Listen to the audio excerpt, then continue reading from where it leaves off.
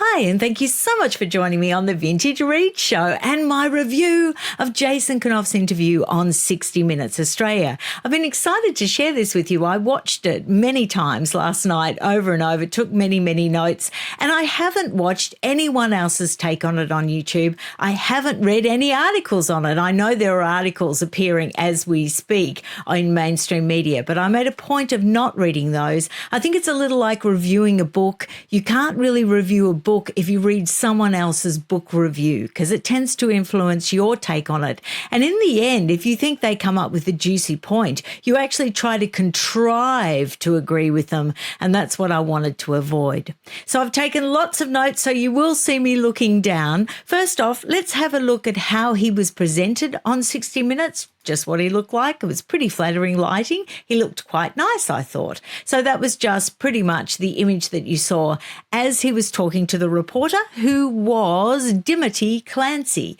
Now, I'm not familiar with Dimity Clancy's work, so it was quite interesting to see this interview. So let's get stuck into it. First off, let's just give you a background on exactly who Jason KNAUF is. There may be some watching this video that are not familiar. Now, he's significant because he served as a senior aide to the then Duke and Duchess of Cambridge, which of course was Prince William and Catherine, and also Prince Harry. He served the three of them as a senior aide and a communications director from 2015. Now, when Meghan came along, of course, we all know they shared an office in Kensington Palace and they also shared staff until it all went, very much upside down. It went pear-shaped rather quickly, one might say, soon after Harry and Meghan got married, whereupon the two offices split up and Harry and Meghan left and had their own staff that was operating out of Buckingham Palace. So after his stint, he went on to be CEO of the Royal Foundation, but he left that in 2022. He's now a trustee, board member of the Earthshot Prize, and he still enjoys Prince William's confidence. He still enjoys his trust. And this was evident that in 2023, he was actually awarded an LVO by Prince William himself, which I had to look up, was the Lieutenant of the Royal Victorian Order. So it's an honour that recognises he's held in high esteem and he is trusted by members of the royal family, but in particular, very much still trusted by Prince William and Catherine, the Princess of Wales. So this high-value, individual gave this interview to 60 Minutes. So we can regard him as very much a trusted source, and we can also regard him as someone that would have got the sign-off for actually doing this interview in the first place. Now, it's a great compliment to be trusted to give this insider's look of Prince William, and he did very well. He was rather slick, very professional, but genuine. But he was rather limited in what he could say, but what he did say sometimes appeared to be quite weighty and meaningful. Now, of course, that's open to interpretation. That's just my opinion. I will tell you what he actually said, and then I'll offer my opinion. And you may have a completely different opinion to me, and that's the whole point of trying to present this in an authentic and truthful way. So there was another voice in the interview. It was actually Roya Nicker, who is royal editor for the Sunday Times. They interviewed her spasmodically throughout the piece. They also interviewed an ex-butler of Highgrove, Grant Harold, which I don't put a lot of emphasis on his opinions. He's come out with some ludicrous statements in the past, all about olive branches and patching up the difficulty between the brothers. And he just comes out with a lot of sentimental tosh that I actually don't really believe in. I don't think he's really representing anyone at this stage. I think he's just representing himself in rather a fruitful way commercially. So I pretty much dismissed anything he had to say in this interview. Now, the piece to open up was all about Prince William actually becoming the king that his generation would need. The way it was couched was in these terms, that every monarch has to reinvent the role for the generation they serve. And I think that's true because Queen Elizabeth II obviously, really changed the way the monarchy interacted with people, the way she conducted her reign, very, very different from her more deferential age of her father and mother, King George VI. It was very different. She went out and met the people more. Back in those days, it was called a walkabout, and Queen Elizabeth II did do lots of walkabouts, and she also really did a lot of royal tours. She really went around the Commonwealth, and we all know that her dedication and main focus was actually the Commonwealth. That was her proud legacy. And she did make a lot of differences to that. She turned it from an organisation that was definitely rather empire, and she turned it into a voluntary organisation post-war that really benefited the countries that chose to be a member. Now, Jason KNAUF actually describes William as someone that has down-to-earth wisdom and connection. And the question was posed by Dimity, how will William wear the crown? And the overwhelming verdict from Jason KNAUF was the fact that what you see is what you get. There's not going to be any surprises. He's very much showing you exactly who he is now, and that's not really going to change when he becomes king. Royal Nicker made the point that they're already really doing things their own way, and we can see that in the way they handle the royal rota, in the way they handle the press, and in the way that they very much put their family front and centre when it comes to decisions. Their first priority is the safety of their children, the way, trying to ensure that their children get a normal upbringing, well, as normal as can be possible.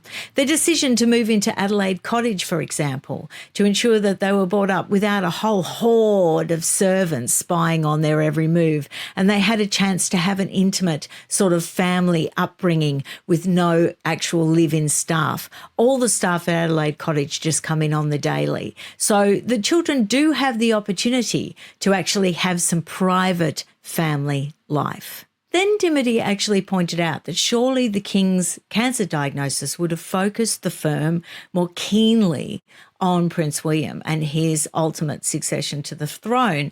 And Jason KNAUF actually pointed out, well, not really, because it is always ongoing. It is always, as soon as an heir ascends to the throne, the next one, who is the heir, is focused on.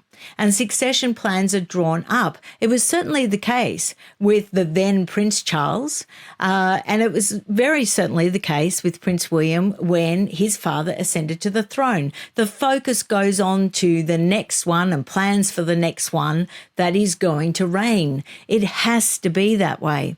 Now, King Charles III's reign was planned, it was executed, and it is still being executed as well as they can, due to his cancer diagnosis. We know that he is still having ongoing radiotherapy. So, he's doing the best he can. And by all accounts, the verdict is that he's doing a stellar and brave job, particularly with the extra challenges he's facing with his health.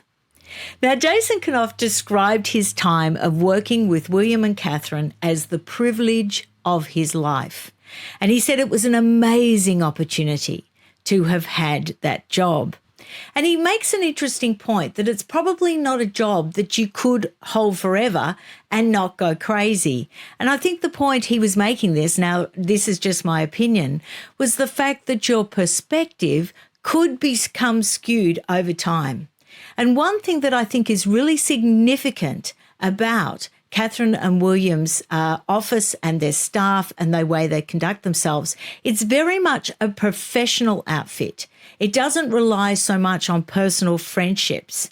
I think King Charles III, when he was Prince Charles, relied on those close personal friendships that went over a very long period of time. We could use the example of Michael Fawcett. And I don't think that always ends well, as we can see in the case of Michael Fawcett. I can see that William and Catherine are very much sort of maintaining that professional attitude where people may come on board for 3, 5, 7 years and then move on to other positions, even leaving the firm completely, like Jason KNAUF has done. And I think they are doing that so they maintain perspective, so they maintain an office that isn't just full of yes men and women. I think they want to stay connected to what is currently happening at all times so they can best serve at all times. The point was very definitely made, however, that Jason KNAUF actually remains a very close confidant of Prince William. That was emphasised. So we knew at that point that all the answers given to the questions were William approved. Now, Catherine's cancer was raised very sensitively, and they raised it with the clip of Catherine sitting on the bench. We all know, I'll just bring up the shot of that.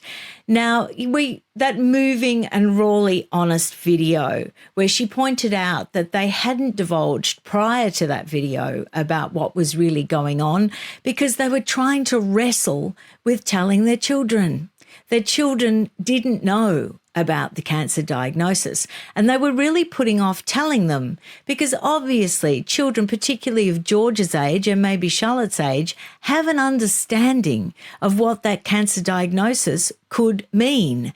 And so they were putting off, introducing the big C word to their kids, and who can blame them? But they had to come out with this video. She was forced to come out and declare what was really happening due to internet trolling. And that point was actually made in this interview. Now, we know that a large part, a lot of the internet trolling was led by this gentleman, particularly after Catherine came out with her video. He just would not let up. He kept making the point, particularly on X, that, ludicrous things, that there was stand-ins being used, that it was AI generated, that it was a false video. Even when Catherine and William visited their farm shop near their Adelaide cottage home, he made out it wasn't Catherine, that it was a stand-in model, and that there was no way that that could be Catherine. He was relentless. And in doing so and releasing those sort of harmful statements, he was whipping up the Sussex squad to a very definite peak. Now, it was that time that a lot of people thought that that was the time for Prince Harry, if he genuinely cared about Catherine, his sister-in-law. I won't even bother mentioning Meghan. But if Prince Harry truly cared about his sister-in-law, that was the time to come out and distance himself very firmly from Christopher Bouzy. Now, why did he need to distance himself from Christopher Bouzy? Because they gave him the platform in the first place. They raised him to prominence in their docudrama for Netflix. They brought him in as an expert, as a data, computer, IT expert that we should all listen to and regard everything he said about the trolling of Meghan as gospel and all his rather, I think, in my opinion, questionable evidence that he produced in that docudrama. So they gave him the platform. They raised him up as an expert. And now here's this expert coming out with some of the most harmful statements against Catherine, the Princess of Wales. And we all know that the initial conspiracy, the Where's Kate conspiracy, and some of the awful, horrific rumours that were going around that I won't even bother mentioning, they were actually originally started by a well-known conspiracy theorist that had nothing to do with Christopher Bouzy. Christopher Bouzy really kicked in post Catherine's video on the bench, and boy, he did not let up. Now, this was reported by many media outlets, and this is just an example of a headline from Sky News in Australia. All 3 earlier photos of her were fake. Christopher Bouzy doubles down on Kate's conspiracies after cancer diagnosis. A close ally of Prince Harry and Meghan Markle have doubled down on conspiracy theories that recent photos of Princess Catherine were fake, and he compared Buckingham Palace comms team to North Korea. Now, it was later alleged that really when Prince Harry and Meghan Markle came out with their CBS interview talking about the parent network and the dangers of social media for children, that they really should have slammed Christopher Bouzy at that point, because at that point he was being recognised by the world's media as someone that was actually trolling Catherine, the Princess of Wales. Now, we all know that it was unprecedented pile-on, and we all know that many in this community just went out of their way to try to defend Catherine and never, ever joined those calls, even when it was supposedly humorous and we were getting, jokes from late-night talk show hosts.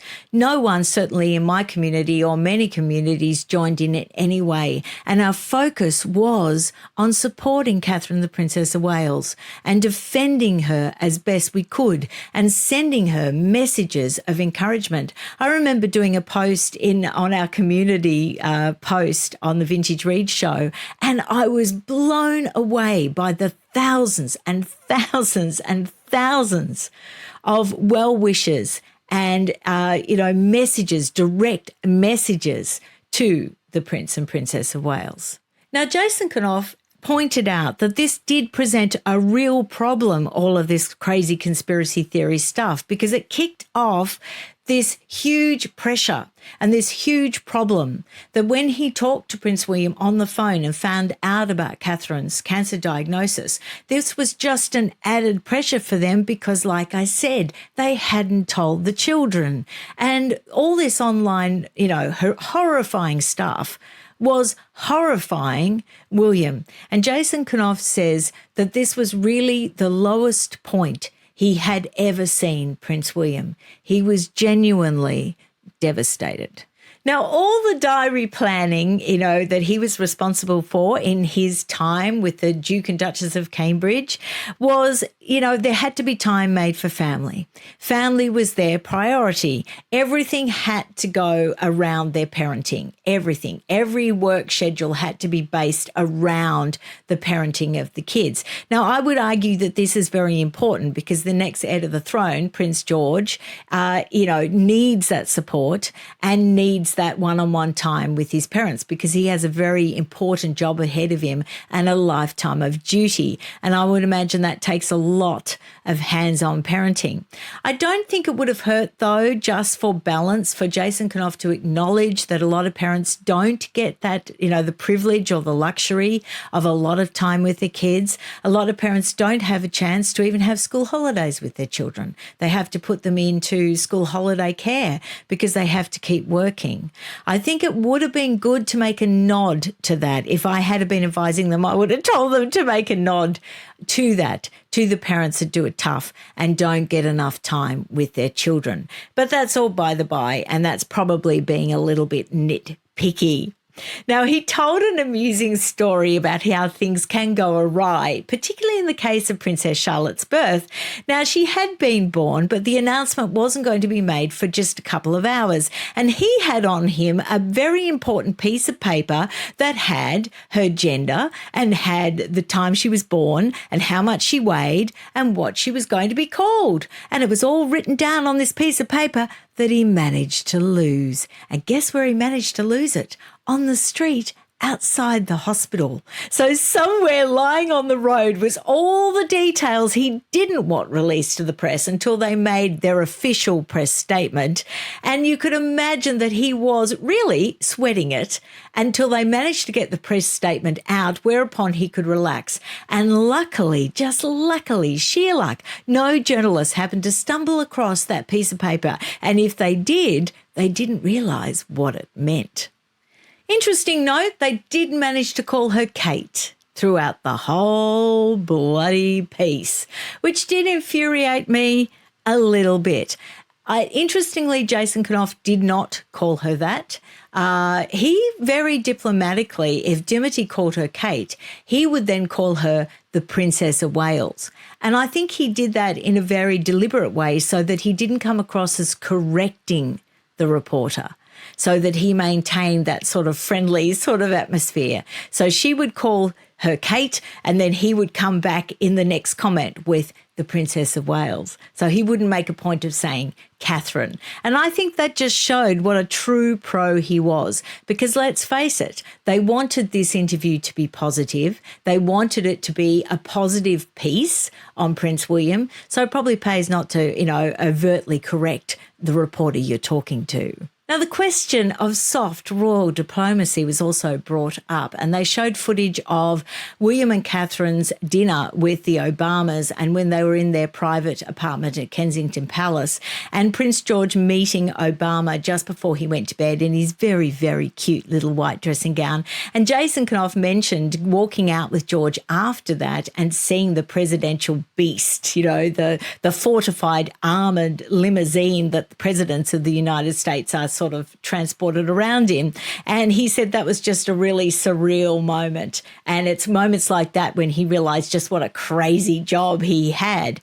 Also, they showed footage of Prince William's recent meeting with President Trump as well. And again, the soft royal diplomacy was emphasised also by Roy Anika, emphasising the fact that Prince William met Donald Trump even before Keir Starmer did. And that was deliberate, and it's all about keeping those warm diplomatic relationships with USA presidents. Now, the point of showing both is, regardless of who the president is, regardless of what side of politics they are, the royal family has the same warm relationship with any US president because they respect the verdict of the American people in a democratic election. He made the point while showing footage of Catherine and William at that very glamorous James Bond premiere where Catherine was in that gorgeous gold dress and she just looked absolutely stunning.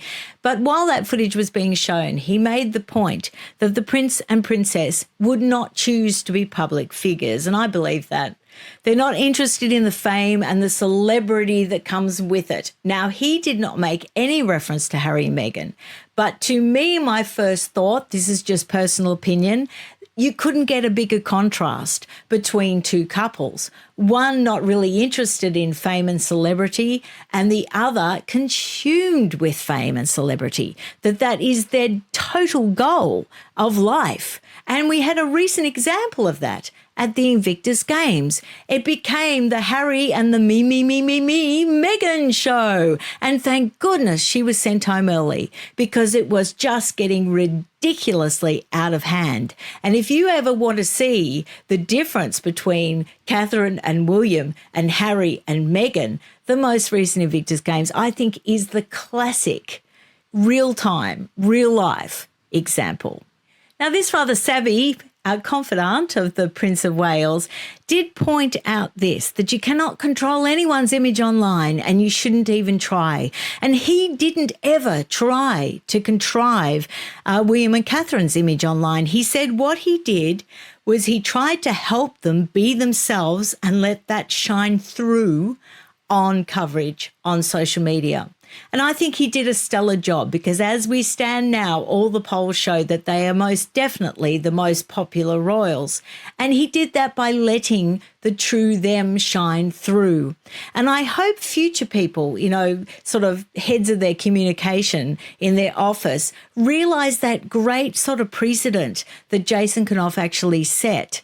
Because when you try to contrive an image, that's when you destroy an image. And again, a living example of that is Harry and Meghan. They have just fallen to the depths from what was Harry's peak of popularity when he was a working royal.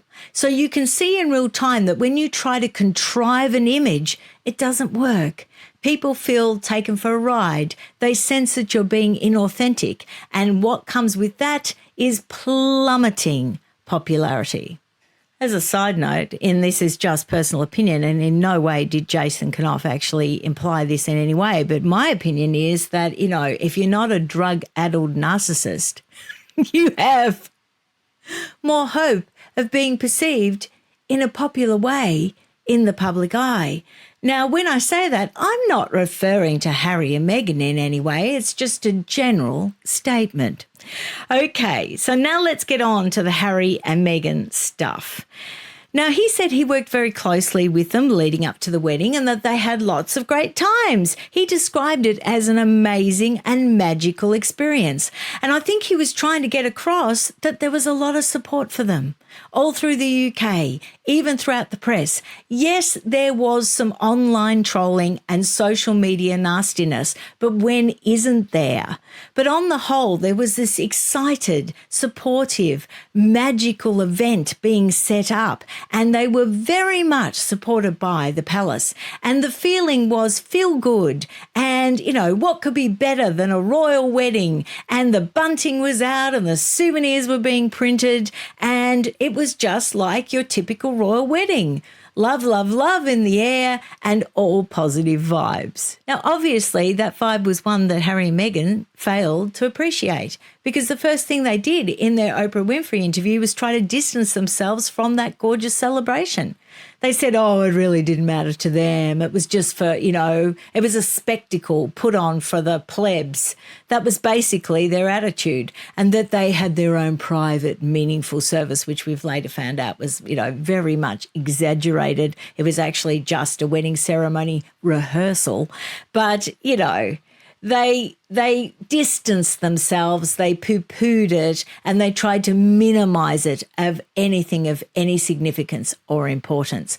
I think the UK public might have liked to have known that prior to the wedding, because they could have saved a lot of money, couldn't they? Now, a few months after Harry and Meghan's wedding, they went off on a tour of Northern Ireland, and Jason KNAUF was on that tour. Now, it was only a few months after their wedding that he actually wrote that email pointing out that Meghan had managed to bully 2 PAs out of the royal household in the past year. And he sent that, I believe, to Simon Case. Now, we know that this was leaked about 3 years later, just prior to the Oprah Winfrey interview, by Valentine Lowe printing an article about it in the Sunday Times. Now, I don't know whether the royal household was actually sitting on that knowledge in order to protect themselves. If they were, I would not blame them, because the Oprah Winfrey interview had been hung over their head.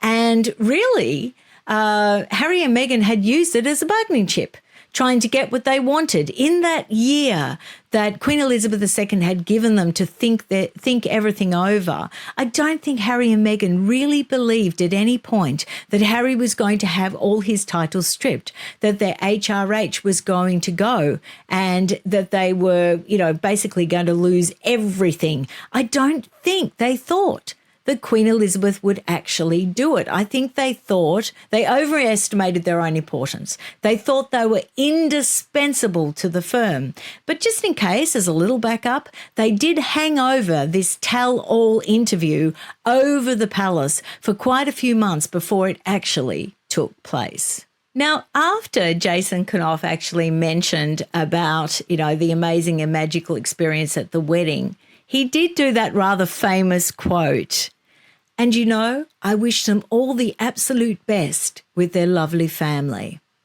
Now, this was said without any emotion, a lot of sincerity, but the way I took it was goodbye. That was the way I took it. It was a bit bless your heart, if you know what I mean. And you know, I wish them all the absolute best with their lovely family. They don't warrant emotion. They don't warrant reaction. And they didn't get any. And it was delivered perfectly, because there was no way you could look at that statement and really twist it or add emotion to it or say he had disdain or dislike for them. It came across as very sincere and very professional, but it did come across as rather distant, and it didn't have any warm and fuzzies. Let's just put it that way. Now, his difficult time having to give testimony against Meghan, basically, for the Mail on Sunday court case by telling the truth. He didn't go into detail, but he did say to Dimity that it was a tough time because he got piled on. Oh, my goodness me. He got piled on by the mainstream media. He got piled on by the Sussex Squad. He was just a source of attack online, and his whole reputation and credibility was attacked for months, weeks, I'd even go so far as to say a year. And he actually answered that rather diplomatically and bravely. He said, well, I'm always giving advice to my principals about handling the press and having to sort of navigate these tough times. So he said it probably did me good to, in real time, have to navigate a tough time of my own throughout the press. And so he used it as experience. And I thought that was a very good, brave and diplomatic answer. Now, Dimity actually posed the question, will Prince Harry's position change when William actually ascends to the throne? And Jason KNAUF didn't really give a really direct answer, but he did make the point that it was certainly very difficult for William that all of this division and angst was actually played out in the public sphere.